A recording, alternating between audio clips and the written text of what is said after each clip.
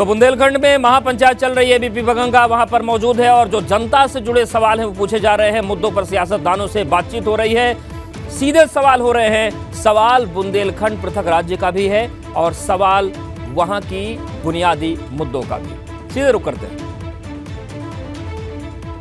और हमारे साथ चंद्रपाल जी, प्रदीप जी, शर्मा जी। तो शुरुआत हो जाए। ये ऐसा पैनल मिला नहीं जिसमें कांग्रेस, सपा और भाजपा तीनों, क्योंकि भाजपा ने तो आप सभी लोगों, दोनों लोगों का सुपड़ा यहां साफ कर दिया है, इसलिए पैनल बनाने में भी हमें बहुत दिक्कत हुई। चंद्रपाल जी, इसकी वजह क्या समझते हैं आप? माइक ले लीजिए, माइक। देखिए, जो 2022 का विधानसभा का चुनाव हुआ, सही है कि झांसी जनपद में समाजवादी पार्टी एक भी सीट नहीं जीती। भारतीय जनता पार्टी को चारों सीटें मिली। मैं समझता हूं कि चुनाव में जिस तरीके से वातावरण को बनाया गया, चुनाव में जाति और धर्म के नाम पर, आखिर में जाति और धर्म के नाम पर चुनाव को बांट दिया गया। हम लोगों ने हमेशा प्रयास किया है कि जिस तरीके से आपने ये महापंचायत आयोजित की है, कि चुनाव हमेशा विकास के एजेंडे पे होना चाहिए। बुंदेलखंड एक पिछड़ा हुआ क्षेत्र रहा है और यहाँ मूलभूत सुविधाओं का भी अभाव बना रहा है। सरकारें बहुत रहीं, तमाम सरकारें आईं, लोगों ने भरपूर प्रयास भी किए और जितना हो पाया, लेकिन चुनाव जो हुआ वो विकास के एजेंडे पे चुनाव नहीं हो पाया। चुनाव, सबको पता है कि जाति और धर्म के नाम पर आखिर में ध्रुवीकरण हुआ और निश्चित रूप से चुनाव। तो आरोप देखिए, आपने कहा जाति धर्म की बात है, तो जाति धर्म जो MY समीकरण, MY फैक्टर, तो MY में तो जाति भी आ गई, धर्म भी आ गया। नहीं, ये भी पार्टी का तो है समीकरण MY, मुस्लिम या हमने तो कभी धर्म भी आ गया, जाति भी आ गई। हमारी पार्टी ने या हमने कभी ना जाति की बात की, ना हम धर्म की बात करते हैं। हमारा देश सेकुलर कंट्री है, हम सेकुलरिज्म की बात करते हैं। सभी धर्म के लोगों को, सभी संप्रदाय के लोगों को, सभी जाति के लोगों को एक साथ लेकर के चलने की हमने हमेशा बात की है और हमेशा हम उस बात को करते हैं। सेकुलर। चलिए प्रदीप जी, आप तो यहाँ से सांसद रहे, केंद्रीय मंत्री भी पार्टी ने आपको बनाया, फिर कांग्रेस चलिए पूरे प्रदेश में कहीं नहीं खड़ी है, लेकिन बुंदेलखंड में आपने तो मंत्री के तौर पर काम भी किया, तो क्यों फिर ऐसी दुर्दशा में, कहाँ इतनी दुर्गति कैसे हो गई आपको? नहीं, राजनीति में कभी कोई दल सत्ता में आता है, कभी विपक्ष में आता है, लेकिन हम लोगों का जो मूलभूत कारण था कि हमारा संगठन बहुत मजबूत नहीं था, और संगठन मजबूत ना होने के कारण जो हमने किया वो हम जनता तक नहीं पहुंचा पाए, हम नहीं बता पाए। अब 1000 करोड़ रुपए की जो सेंट्रल एग्रीकल्चर यूनिवर्सिटी जिस जगह बनी, वहां हमें वोट नहीं मिले, चूंकि हमारे बूथ पे लोग नहीं थे। और अब जो कांग्रेस पार्टी प्रियंका जी के नेतृत्व में काम कर रही है कि संगठन बूथ पे पहुंचे, और इसीलिए भारत जोड़ो यात्रा के बाद हाथ से हाथ जोड़ो, चूंकि एक लंबे समय से हम विपक्ष में हैं और विपक्ष में भी बहुत अच्छी स्थिति में नहीं है, तो हम लोग पूरा प्रयास कर रहे हैं कि पूरे उत्तर प्रदेश में हम मुख्य धारा में आए। और हम लोग इस बात को जानते हैं कि बुंदेलखंड के अंदर जो हमारी सबसे बड़ी समस्या है, हमारी पार्टी की नहीं, चूंकि सारे दल के लोग बैठे हैं और सारे हम लोगों के भाई हैं, 100 दंडी एक बुंदेलखंडी की कहावत है। हम लोग चाहते हैं कि बुंदेलखंड अपना एक अलग राज्य बने।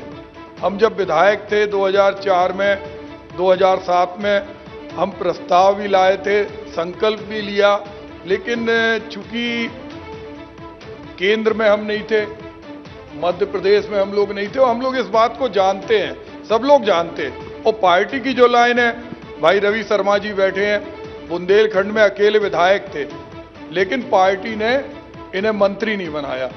सांसद जी हमारे चंद्रपाल सिंह अंतर्राष्ट्रीय स्तर पर कोऑपरेटिव के मूवमेंट में अग्रणी हैं। तो बुंदेलखंड को कहीं ना कहीं जो दल हैं वो मुख्य धारा से काट के चल रहे हैं। और हम लोगों की एक ही मांग है, पार्टी स्तर पे तो हम चाहते हैं कि जो योजनाएं आई वो सारी कांग्रेस के शासनकाल में आई। हम डिफेंस कॉरिडोर को देखें, हम BHEL को देखें, सूती मिल को देखें, रेलवे के अंदर कोच फैक्ट्री को देखें, झांसी के अंदर हम गुलाम नबी आज़ाद को लाए थे जब एम्स के तर्ज पर मेडिकल कॉलेज बना था, मंडी बनी, बुंदेलखंड पैकेज बना।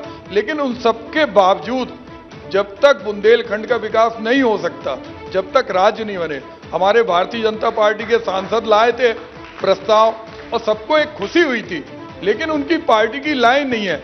उमा जी सांसद बनी थी, राजनाथ सिंह आए थे। छोटी स्टेट तो बनाने की बात भाजपा करती रही है और भाजपा की लाइन है। रवि शर्मा जी, सब कुछ इन्होंने कर दिया तो फिर बुंदेलखंड पिछड़ेपन का प्रतीक कैसे बना रहा? आजादी के बाद से लेकर अभी भी बुंदेलखंड मतलब लगता है कि उजाड़, वीरान और अन्ना खनन, मतलब बुंदेलखंड की छवि ऐसी क्यों? जब इन्होंने सब कुछ कर दिया तो आप लोगों ने कुछ किया भी कि नहीं? बुंदेलखंड को इन्होंने अपमानित करने का बखूबी काम किया। बुंदेलखंड घास की रोटी खाता है, ये प्रचारित करने का काम इन्होंने किया। बुंदेलखंड में लीलावती कलावती के घर पर युवराज को ले जा करके बुंदेलखंड को नीचा दिखाने का काम इन्होंने किया। तो इन्होंने वो सारे काम किए जो बुंदेलखंड की जमीन पर बुंदेलखंड के रहने वालों के स्वाभिमान को, सम्मान को कैसे ठेस पहुंचाई जा सके। अभी आप कह रहे थे कि एम्स जैसा हमने मेडिकल कॉलेज बना दिया, तो यहाँ झांसी के तो लोग बैठे हैं, ये बता देंगे एम्स जैसी सुविधाओं का मेडिकल यदि बन गया हो। अन्य यहाँ पर कौन सी योजनाएं लेकर के आए वो बता दें। लेकिन 7 वर्षों में मोदी जी ने जिस तरीके से बुंदेलखंड पर निगाह डाल करके, अभी माननीय चंद्रपाल सिंह यादव जी कह रहे थे कि हम लोगों ने जाति और धर्म में बांटा, जाति धर्म में बांट करके हमने वोट ले लिया। अरे साहब, जाति धर्म में हम नहीं बांटते, जाति धर्म में बांटने का तुष्टीकरण का ठेका तो आप सारे लोगों ने ले रखा है।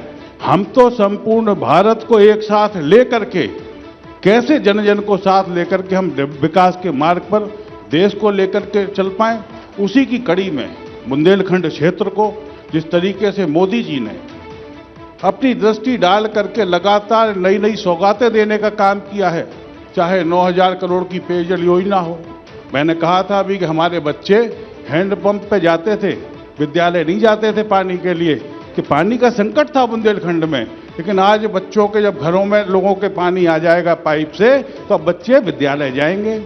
हमारे यहाँ पलायन होता था, कौन नहीं जानता, अगल में जानते हैं, बगल में जानते हैं। लेकिन पलायन को रोकने के लिए कभी ठोस धरातल पर योजना बनाने का काम हुआ क्या?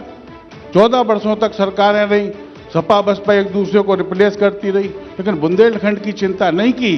बुंदेलखंड को सिर्फ लूटने का काम किया गया। चंद्रपाल जी, आप समाजवादी पार्टी की सरकार रही सूबे में और आप की हैसियत उप मुख्यमंत्री, डिप्टी सीएम की हैसियत थी और कहा जाता था कि आप ही मुख्यमंत्री हैं बुंदेलखंड के, ऐसा लोग तमगा देते थे।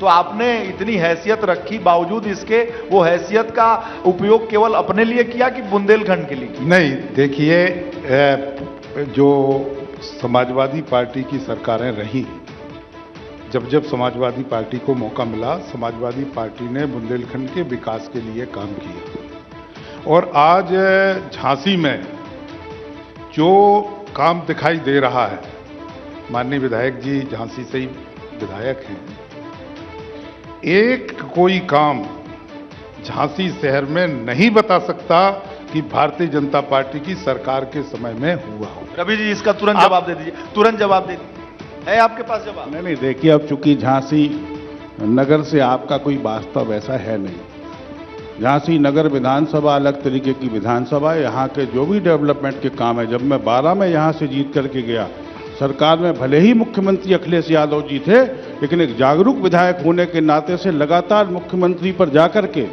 हाँ, ये बात मैं कहूँगा कि अच्छे व्यक्ति थे उन्होंने। मैं जब काम लेकर के गया तो उन्होंने मेरे वो सारे काम करने का हमको वादा भी किया और काम भी किए। मैंने अखिलेश जी की तारीफ कर रहे हैं आप। बिल्कुल, देखिए अच्छे काम जब भी होते हैं, हम जो 3, 4, 5 प्रस्ताव लेकर के हम झांसी के गए हैं, उन्होंने वो काम कर दिए। मतलब विकास के मुद्दे पर अखिलेश यादव भाजपा के विधायकों का भी समर्थन करते थे। नहीं, लेकिन इसमें हमारी दूसरी बात भी है कि विकास के मुद्दे पर समर्थन तो मुख्यमंत्री करते थे, लेकिन समाजवादी पार्टी के नीचे के वर्ग में विकास को लेकर के कोई सकारात्मक रुख नहीं था। वो यहाँ पर सिर्फ अपनी जेबें भरने में लगे थे, बुंदेलखंड को लूटने में लगे हुए थे, बुंदेलखंड की नदियों को खोखला करने में लगे थे, बुंदेलखंड की जमीनों पर कब्जा करने में लगे हुए थे। चंद्रपाल जी जवाब दे दीजिए। देखिए, आज हम पूछना चाहते हैं, झांसी में एक फ्लाईओवर बना है, किसने बनवाया? विधायक जी जवाब देंगे। एक मिनट, यहाँ सैनिक स्कूल बना, किसने बनवाया? किसने बनवाया? विधायक जी बताएंगे।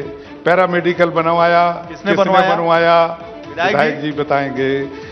जो यूनिवर्सिटी की बात है, यूनिवर्सिटी के लिए माननीय प्रदीप जैन जी ने कहा, बिल्कुल सही कहा कि कांग्रेस गवर्नमेंट ने पूरा यूनिवर्सिटी बनाने का काम किया, लेकिन उसके लिए जगह जमीन किसने उपलब्ध कराई? विधायक जी बताएंगे। ये सारे काम झांसी में, मेरा वास्ता, मैं झांसी से चुनाव नहीं लड़ता हूं, लेकिन पार्लियामेंट का जब चुनाव लड़ा लोकसभा का, तो झांसी से भी हमारा वास्ता है। हम 3 चुनाव लड़े हैं पार्लियामेंट के, तो झांसी से भी हमारा वास्ता है। तो झांसी में जितने विकास के काम हुए हैं, वो काम माननीय अखिलेश यादव जी की सोच के अनुरूप, उनके प्रयासों से और काम हुए हैं। हम ज्यादा इन सब बातों में न जाते हुए, जहां तक कहा गया अवैध खनन की बात, मैं समझता हूं आज की तारीख में जितना अवैध खनन हो रहा है, पूरे इतिहास में कभी इतना अवैध खनन नहीं हुआ। और प्रदीप जी, हमारे वो दोनों ही सरकारों में अवैध खनन चल रहा, बुंदेलखंड की छाती को नोचने का काम चल रहा। दूसरा, हम नहीं कह रहे, पूरा बुंदेलखंड मानता है कि बजरी, चाहे आपका प्रयास हो चाहे आपका प्रयास हो, चूंकि आप उतने नहीं हैं। और दूसरा, विधायक जी ने तो खुद अपनी सरकार को सवालों के घेरे में खड़ा किया था कि नगर निगम के अंदर जितने सुरक्षा गार्ड चाहिए, उससे 500 सुरक्षा गार्ड ज्यादा हैं। जो प्लांटेशन पर स्मार्ट सिटी के नाम पर जगह जगह जो लगा है, तो ये बात बिल्कुल सही है कि प्रयास समन्वित है। हमारा मूलभूत कहना है, हमारे विधायक जी से भी ये कहना है कि राहुल गांधी ने अगर ये कहा था कि यहाँ घास की रोटी है, तो उन्होंने कोई जुमला नहीं दिया था कि हम 2 करोड़ लोगों को रोजगार देंगे। उन्होंने ये नहीं कहा था कि हम 15 लाख रुपए खाते में डालेंगे। उन्होंने बुंदेलखंड पैकेज दिया। आज भी मंडियां बनी हैं, उन मंडियों में भूसा भरा है, उसमें ढोर बंधे हैं, उसमें जुआ खेला जाता, उसमें शराब पी जाती। सबकी सरकारें उत्तर प्रदेश में आई, लेकिन वो मंडियां जिस उद्देश्य से बुंदेलखंड पैकेज में बनी थी, आज भी उनमें नियुक्ति नहीं हुई। शहर की एक मंडी में हुई है। चंद्रपाल जी, शर्मा जी और प्रदीप जी और दर्शक भी यहाँ बैठे हुए हैं, नेता भी बैठे हैं, इन सभी लोगों की बातें सुन के ये एहसास हो रहा है कि बुंदेलखंड इस भारत का सबसे विकसित क्षेत्र है। क्योंकि इन्होंने बताया कि जब मेरी सरकार थी तो मैंने सब कुछ कर दिया, राहुल जी ने, मनमोहन सिंह ने सब कर दिया। मैंने ये विकास का नहीं कहा। चंद्रपाल जी कह रहे हैं कि जब अखिलेश जी थे, मुलायम सिंह जी थे, सब कुछ कर दिया। ये कह रहे हैं कि 14 से गंगा ही बह गई है। देखिए, हम आपको एक मिनट, हमने शुरू में कहा कि बुंदेलखंड सबसे पिछड़ा हुआ इलाका था।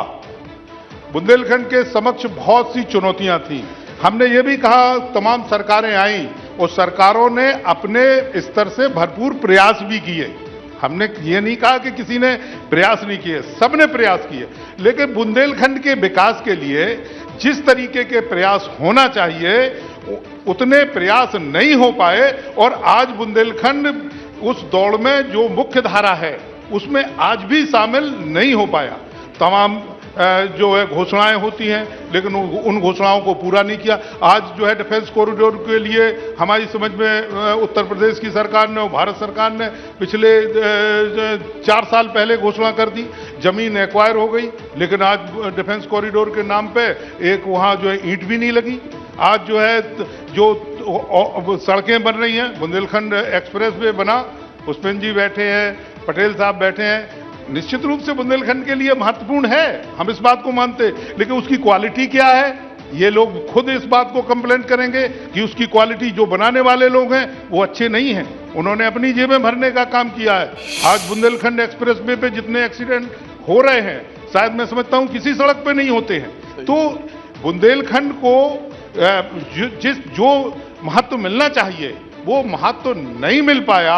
हम चाहते हैं कि तमाम, आप भले ही आपका ये शो है महापंचायत के लिए, आप बीजेपी से पूछें, कांग्रेस से पूछें और समाजवादी पार्टी के रूम में, लेकिन हम ये कहना चाहेंगे, हम तीनों अलग अलग दल के लोग हैं, बुंदेलखंड के विकास की बात जहां आएगी हम सब लोग मिलकर के एकजुट होकर के और बुंदेलखंड के विकास के लिए काम करेंगे। अच्छा, इनकी पार्टी के सांसद थे और खुद प्रदीप जी के अध्यक्ष, और खुद प्रदीप जी कई बार कह रहे हैं कि बुंदेलखंड का विकास तभी संभव है जब अलग राज्य बन जाए। क्या समाजवादी पार्टी के बड़े नेता के तौर पर चंद्रपाल यादव भी यही मानते हैं? नहीं, हमारा देखिए, हमारा एजेंडा दूसरे तरीके का। आपका मानना है कि बुंदेलखंड हमारा बुंदेलखंड बंटवारा के हो? विकास नहीं, हमारा एजेंडा है बुंदेलखंड का विकास, और बुंदेलखंड के प्रदेश बनाने के लिए कोई आदमी जो है भले ही कहता रहे, चुनाव के समय हमारे भाई प्रदीप जैन साहब ने भी अपने चुनाव में, जब पार्लियामेंट का चुनाव लड़ रहे थे, वादा किया कि बुंदेलखंड का राज बनवाएं। उसमें एक मिनट अपनी बात पूरी हो जाने दीजिए, बात पूरी हो जाने दीजिए। वादा किया, हम भी चुनाव लड़ रहे थे कि बुंदेलखंड राज बनाएंगे। लोगों ने कहा, हमारे पंडित जी बैठे हैं, इन्होंने भी बड़ा किया कि साहब जैन साहब बनाएंगे, और भारत सरकार आपकी सरकार थी, चाहते आप बना सकते थे, लेकिन नहीं बना। हमारी बहन उमा भारती जी आके चुनाव लड़ी यहाँ, उनका एक ही नारा था कि अगर नहीं बनाएंगे तो हम दोबारा यहाँ कभी आएंगे नहीं, हम बुंदेलखंड यूनिवर्सिटी को सेंट्रल यूनिवर्सिटी बनाएंगे और मुख्य रूप से बुंदेलखंड का राज्य बनाएंगे। लेकिन ये उनकी बात सही है कि वे फिर उसके बाद आई भी नहीं, ठीक है, उन्होंने अपना वादा पूरा कर दिया, लेकिन बुंदेलखंड राज्य चुनाव का मुद्दा नहीं होना चाहिए। बुंदेलखंड राज्य बुंदेलखंड के विकास का मुद्दा होना चाहिए। हम चाहते हैं कि बुंदेलखंड का विकास हो, किस तरीके से विकास हो, जो भी तरीका हो, हम उस तरीके में सहमत हैं कि बुंदेलखंड का विकास होना चाहिए। क्या रास्ता है, उस रास्ते पे हम चलने के लिए तैयार हैं। देखिए, एक बात जो आपने समाजवादी पार्टी, आखिरी आपसे सवाल है, बुंदेलखंड अलग राज्य बने, विकास संभव है, इसको लेकर कांग्रेस की और भाजपा की एक राय है, लेकिन सपा की राय नहीं है। भाई देखिए, स्पष्ट शब्दों में, आज सरकार में, केंद्र सरकार में भारतीय जनता पार्टी है और प्रदेश की सरकार में भारतीय जनता पार्टी की नीति क्या है? बनाए, अगर बनाना है तो बनाए, वे बुंदेलखंड राज्य बनाए, हमें कोई ऐतराज नहीं है। हम बुंदेलखंड के विकास के लिए पूरी तरीके से समर्पित हैं। राज्य बनेगा, राज्य बना के विकास करना है, हम साथ हैं। बिना राज्य के विकास करना है, हम बुंदेलखंड के विकास के लिए साथ हैं। हम तो चाहते हैं बुंदेलखंड का विकास होना चाहिए। क्यों नहीं बनाती भारतीय जनता पार्टी? बना देना चाहिए, अलग से राज्य बना देना चाहिए। रवि शर्मा जी, ये बताइए, पहले हमको अपना स्पष्टीकरण दे दें। जो आपने कहा, जब हम विधायक थे, दोनों बार विधानसभा में, एक बार आपकी सरकार थी, एक बार बहन जी की सरकार थी, संकल्प भी लाए थे और प्रस्ताव भी लाए थे और कांग्रेस के मैनिफेस्टो में था। और जब हम यहाँ से जीत के गए, हमारे भाई भी हमारे संग सांसद थे, हमने उस बात को वहां रखा। लेकिन चूंकि संघीय ढांचा है, मध्य प्रदेश की सरकार नहीं चाहती थी कि वहां पर शिवराज सिंह चौहान जी मुख्यमंत्री थे कि वहां का कोई हिस्सा बुंदेलखंड राज्य में जाए। उत्तर प्रदेश की सरकार भी नहीं चाहती थी। चूंकि हम लोग देखते हैं कि भी आंध्रा के अंदर, तेलंगाना और आंध्रा जब बने, कितने बवाल हो रहे, दोनों आज की आवाज नहीं थी, जिसके कारण हमारी आवाज संसद में उठने से रुक गई। माननीय मंत्री जी, आज बीजेपी के सामने भी यही समस्या है, जो अभी हमें भाई पुष्पेंद्र जी ने कही, बना सकते, लेकिन भारत सरकार को अधिकार है कि राज्य पुनर्गठन आयोग बनाइए और राज्यों को पुनर्गठित करिए। क्यों नहीं करते? आज भारतीय जनता पार्टी की सरकार है, भारतीय जनता पार्टी राज्य पुनर्गठन आयोग बनाए और राज्यों का पुनर्गठन करे, नए तरीके से नए राज्य बनाओ। लेकिन ये तो एक बहाना है ये तो एक बहाना है कि वादा घोषणा करके और वादा ना पूरा करने का। आज कल कांग्रेस पार्टी के सामने था, आज भारतीय जनता पार्टी के सामने है। कांग्रेस ने तो हमेशा छोटे राज्य बनाए हैं। तेलंगाना और आंध्र पूरी दुनिया के सामने अगर हम लोगों ने कमिटमेंट किया था, हमारी नेता ने कहा था, तो वो बना। आप इसके पहले भी रवि शर्मा जी ये बताइए, ये तो आपस में आपने देख ही लिया, एक सवाल आप विधायक हैं यहां से, और चंद्रपाल जी से मेरा सवाल आप पूछ लीजिए, और मैं भी जानना चाहता हूं कि भाई सहकारिता की दुनिया के आप इतने अंतर्राष्ट्रीय स्तर के व्यक्ति हैं, आपकी वो हैसियत तो है कि यहां सहकारिता के लिहाज से कुछ कर सके। आपने सहकारिता के लिहाज से कुछ किया यहां पे? नहीं, सहकारिता के लिहाज से हमने पूरे यहाँ अकेले नहीं, जब आपने कहा नहीं, आप बुंदेलखंड के प्रति आपका दायित्व तो बनता है, झांसी के लिए दायित्व तो बनता है। हाँ, मैं पूछना चाहता हूं कि चंद्रपाल यादव जो अंतर्राष्ट्रीय हैसियत रखते हैं सहकारिता की दुनिया में, देखिए जब पवार साहब की बात हम करते हैं, देश में घूमते हैं, तो सहकारिता में उनका दखल है, तो आप बारामती चले जाइए, उनके इलाके में चले जाइए, उन्होंने सहकारिता के लिए अपने पूरे इलाके को ऐसा कर दिया कि रोल मॉडल हो गया। चंद्रपाल यादव जी अंतर्राष्ट्रीय स्तर के व्यक्ति हैं और लगातार चलते आए हैं सहकारिता को लेकर। आपने बुंदेलखंड के लिए कुछ किया या नहीं किया? नहीं, बुंदेलखंड के लिए देखिए सहकारी आंदोलन के माध्यम से जो भी किया जा सकता है, हम क्या कर सकते हैं? हम ये कर सकते हैं कि किसानों की अच्छी खेती हो, किसान के खेत में अच्छा उत्पादन हो, किसान को जो कृषि आदानों की आवश्यकता है वो समय से उनकी पूर्ति हो।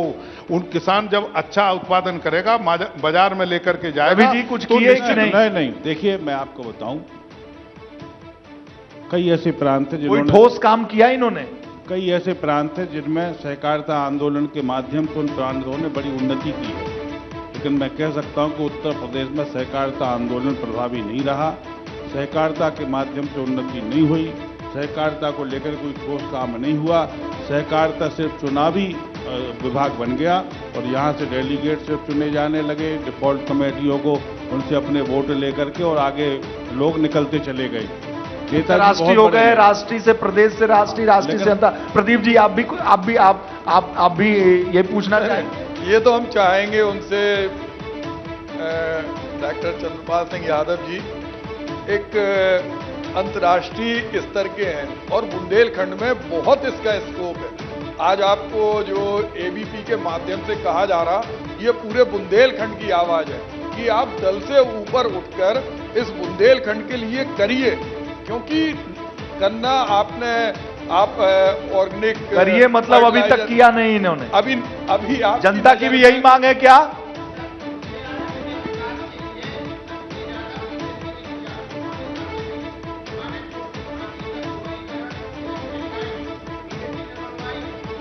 तो आप ये कह रहे हैं कि जो सहकारिता का काम करना चाहिए, चंद्रपाल जी जवाब दे। एक मिनट बाद देखिए एक मिनट बाद बताएं। आप सहकारिता के बारे में थोड़ा 1 मिनट में हम बता दें कि सहकारी आंदोलन तमाम राजनीतिक दलों से ऊपर उठ करके, जाति धर्म क्षेत्र संप्रदाय सबसे ऊपर उठ करके है। इसमें कोई राजनीति नहीं होती है। ना हम जब हम कोऑपरेटिव के ऑफिस में जाकर के बैठते हैं, हम राजनीति अपनी घर पे छोड़ के जाते हैं और कोऑपरेटिव में बैठ करके।